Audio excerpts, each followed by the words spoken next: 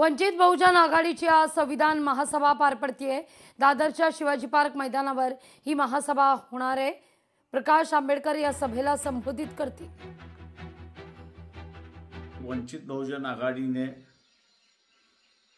25 नोव्हेंबरला मुंबई शिवाजी पार्क या ठिकाणी संविधान के सम्मान में जाहीर सभा आयोजित केलेली आहे। मी तमाम मानवतावादी जनतेस, देशप्रेमी जनतेस आव्हान करतो की आपण 25 नोव्हेंबरला मुंबईत शिवाजी पार्कच्या सभेला उपस्थित राहा।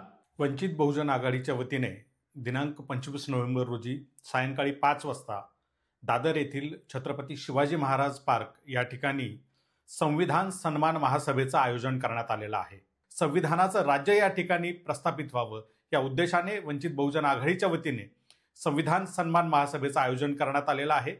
मोठ्या प्रमाणात या ठिकाणी संविधान प्रेमी जनता या सभेमध्ये सहभागी होणार आहेत।